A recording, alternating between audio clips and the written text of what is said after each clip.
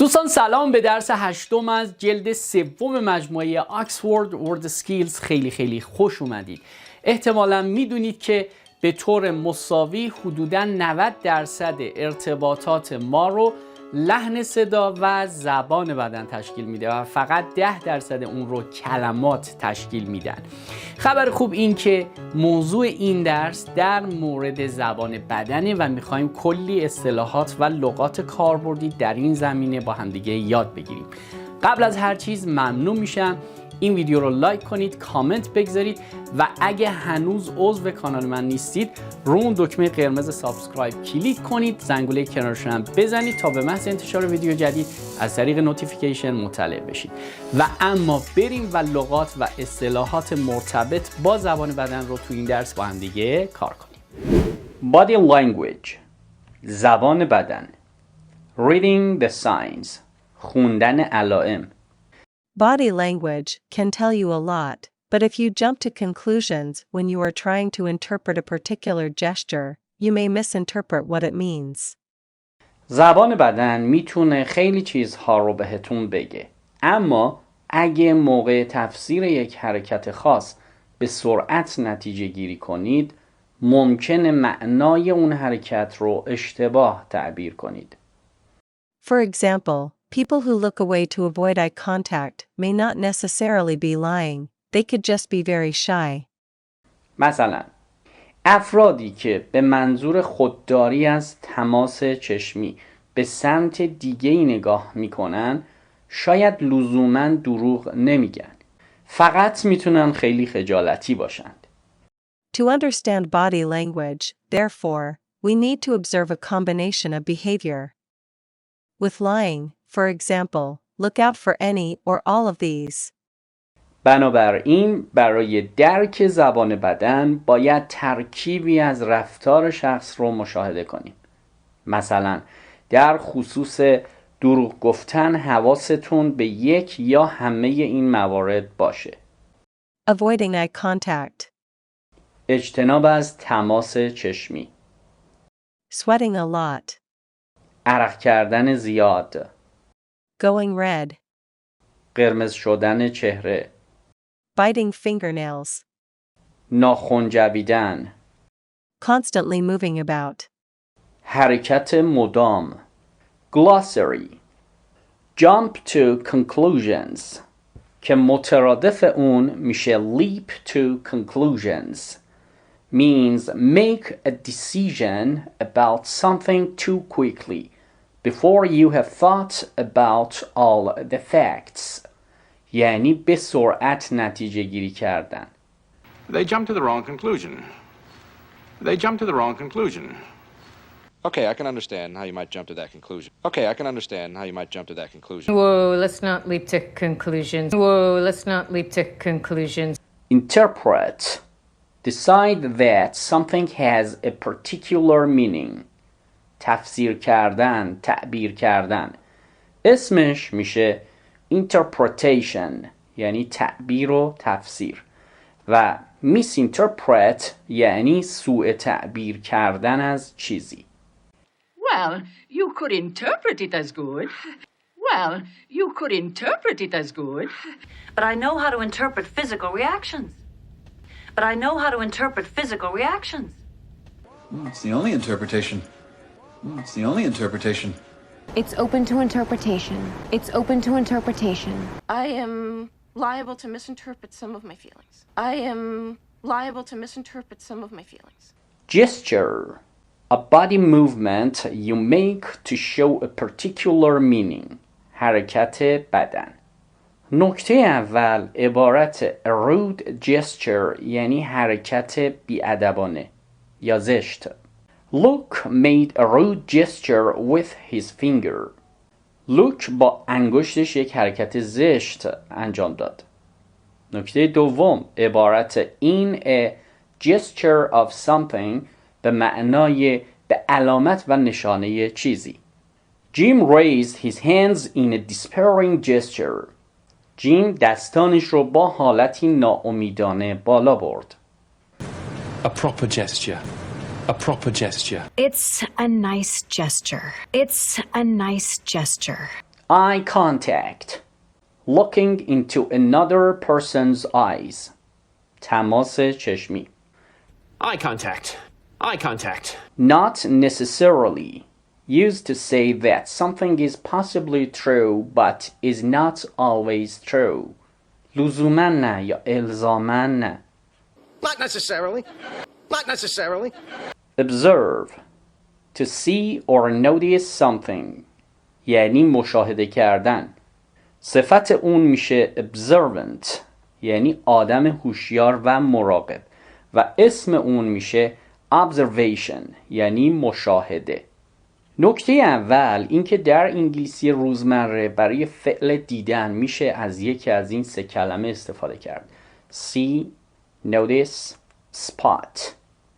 She was spotted going into a restaurant with a well-known footballer.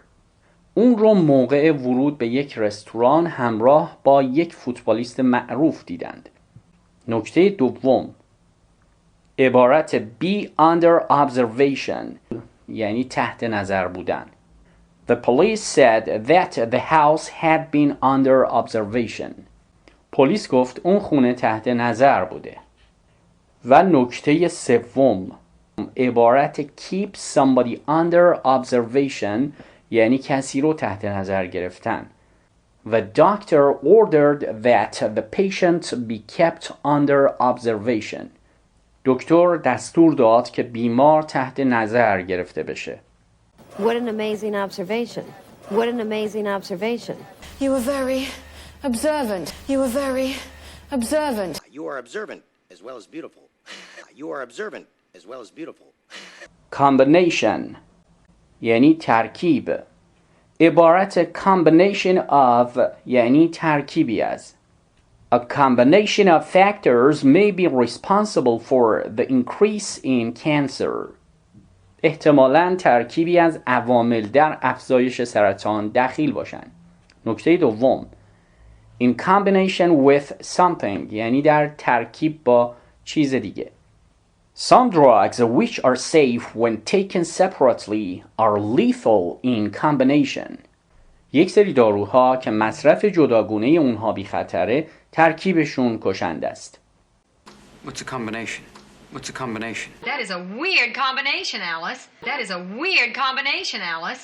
Look out for somebody or something means look and try to see or find somebody or something.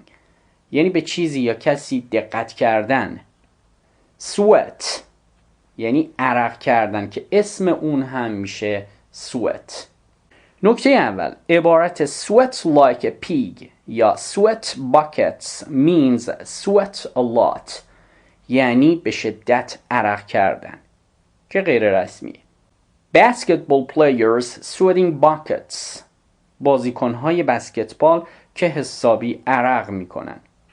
نکته دوم، عبارت sweat blood یا sweat your guts out means work very hard یعنی به شدت کار کردن یا جون کندن به اصطلاح.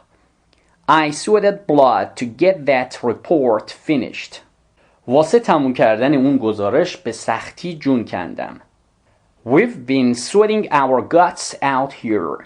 اینجا سخت جون کندیم. نکته سوم، عبارت don't sweat it در انگلیسی محاوره امریکایی استفاده میشه به معنای نگران نباش. Don't sweat it. I'll lend you the money. نگران نباش، من بهت اون پول رو قرض میدم. و نکته چهارم، اصطلاح don't sweat the small stuff در دوباره انگلیسی محاوره امریکایی استفاده میشه به معنای نگران موارد جزئی نباش.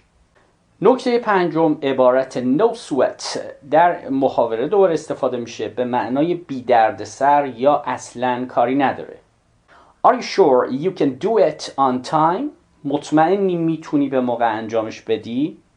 Yeah, no sweat. آره، کاری نداره. و نکته ششم، عبارت بچه sweat stands out on somebody's forehead یعنی روی پیشونی کسی عرق نشستن. Sweat stood out on John's forehead. روی پیشونی جان عرق نشست. Are you sweating? Are you sweating? Are you okay? You're sweating profusely. Are you okay? You're sweating profusely. Go red. Become red in the face. Often when you're embarrassed. یعنی سرخ شدن از شدت عصبانیت. مترادفش میشه blush. Don't make me blush. Don't make me blush. Later, you're making me blush. Later, you're making me blush. Constantly. All the time or very frequently. یعنی دائما. Constantly. Constantly. Constantly. I don't constantly. I don't. Interpreting gestures. تفسیر حرکات بدن. Here are some common interpretations of gestures, but remember the danger of making generalization about body language. در اینجا به معرفی چند تا از تفسیرهای متداول حرکات بدن میپردازیم. اما خطر عمومیت دادن حرکات بدن رو به خاطر داشته باشید. Make generalizations about something یعنی تعمیم دادن یا عمومیت دادن. فعلش میشه generalize. Don't make everything smaller. I don't want to generalize that way. Don't make everything smaller. I don't want to generalize that way. 1. A clenched fist shows anger. مشت گره کرده نشون دهنده خشمه. Anger. The state of being angry یعنی خشم. In anger یعنی با خشم یا از روی خشم. That's a lie. He shouted in anger. اون با خشم فریاد زد. این یه دروغه. نکته دوم. Be filled with anger or be full of anger یعنی مملو از خشم. His face was suddenly filled with anger. ناگهان چهرش از خشم برافروخته شد. نکته سوم. Be shaking with anger یعنی از شدت خشم لرزیدن. My aunt was shaking with anger as she left the room. خالم همینطور که از اتاق بیرون رفت از فرط خشم میلرزید. Anger. You're in anger management. You're in anger management. Your hands are clenched. Your hands are clenched. 2. People who fold their arms and cross their legs may be defensive and may be signaling the fact that they disagree with you. افرادی که دست به سینه میشینن و پاهای خودشون رو روی هم میندازن ممکنه این واقعیت رو به شما مخابره کنن که با شما مخالف هستند. Fold their arms یعنی دست به سینه شدن. Don't fold your arms at me.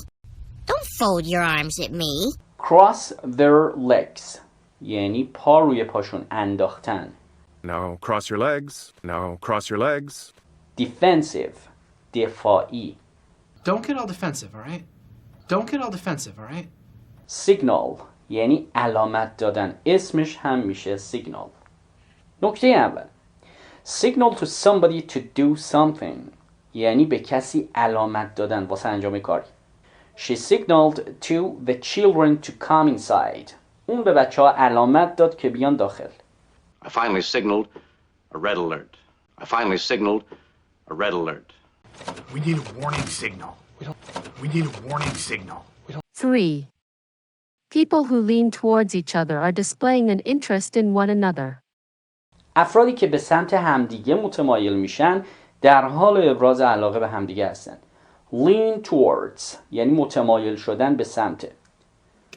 Well, I guess as an engineer I lean towards execution.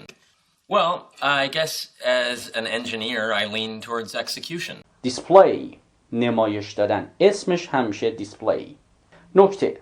On display مترادفش میشه on show یعنی در دسترس عموم یا در معرض نمایش. His photographs were first put on display in New York. عکس‌های اون اولین بار در نیویورک در معرض نمایش قرار گرفت. 4. Women who fancy someone often touch their hair. Women also lift their heads to show more of their neck when they're flirting. خانم‌هایی که عاشق کسی میشن اغلب با موهاشون بازی میکنن. همینطور خانم‌ها موقع معاشقه سر خودشون رو بلند میکنن تا گردنشون رو بیشتر نشون بدن. fancy یعنی به کسی گرایش داشتن از نظر جنسی یا به کسی علاقه داشتن. نکته اول، عبارت fancy yourself در انگلیسی محاوره بریتیش یعنی از خود راضی بودن یا باد دماغ داشتن. That bloke on the dance floor really fancies himself. اون یارو توی زمین رقص خیلی از خود راضیه.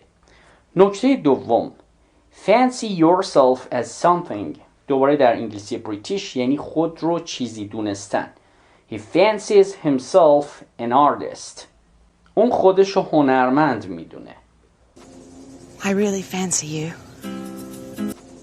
I really fancy you. Do you fancy me, Tony? Do you fancy me, Tony? Flirt with somebody یعنی با کسی لاس زدن یا عشوه فروختن. نکته اول، flirt with something یعنی نه چندان جدی در پی انجام کاری بودن یا انجام دادن یک کار خطرناک. He had flirted with the idea of immigrating. اون ایده مهاجرت رو توی سرش داشت. Climbers enjoy flirting with danger. کوهنوردان از دست و پنجه نرم کردن با خطر لذت میبرن. Don't flirt with her. Don't flirt with her. Beat Amy and don't flirt with her at all. Beat Amy and don't flirt with her at all. ممنون که این ویدیو رو تا آخر نگاه کردید. اگر این آموزش براتون مفید بوده ممنون میشم لینک این آموزش رو برای دوستانی که فکر میکنید بهش نیاز دارن بفرستید و اما به عنوان ویدیو بعدی میتونید این ویدیو رو هم نگاه